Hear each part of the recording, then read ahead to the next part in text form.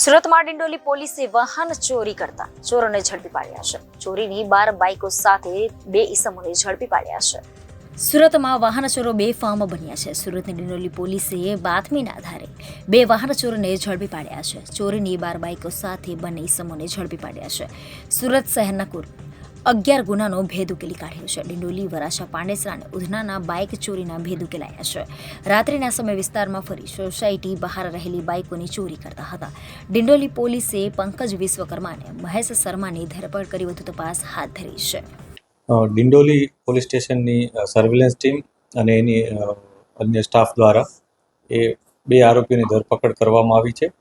જેમાં હકીકત એ મુજબ છે કે 2 આરોપીઓ, એકનું નામ પંકજ વિરેન્દ્ર વિશ્વકર્મા અને એકનું નામ પંકજ કુમાર મહેશ મિસ્ત્રી, આ બંને આરોપીઓ કૌટુંબિક શાળા બનેવી થાય છે. બંને જણા પોતાના મોજશોખ માટે અને ફરવા માટે વ્હીકલ ચોરી કરતા હતા. જે વ્હીકલ તેઓ કોઈ પણ જગ્યાએથી, જે પાર્કિંગ હોય ત્યાંથી પોતાની પાસે એક માસ્ટર કી હતી, માસ્ટર કી દ્વારા આ વ્હીકલના લોક ખોલી અને ત્યાંથી લઈ જતા હતા. અને જ્યાં સુધી એનું પેટ્રોલ પૂરું ન થાય અથવા અન્ય કોઈ એને તકલીફ ન પડે ત્યાં સુધી ચલાવે રાખતા હતા અને ગમે ત્યાં મૂકી દેતા હતા. આ પ્રકારની હિંમત તેઓ ધરાવતા હતા.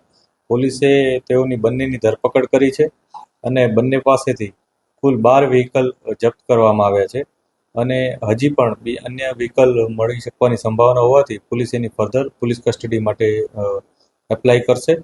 આ બંને આરોપીઓ દ્વારા જેટલી મુદ્દામાં રિકવરી થઈ છે અત્યાર સુધી, એમાં કુલ 11 ગુના ડિટેક્ટ કરવામાં આવ્યા છે. જેમાં ડિંડોલીના 6, ઉધનાના 2, એક પાંડેસરા, એક વરાછા અને એક લિંબાયતનો ગુનો છે.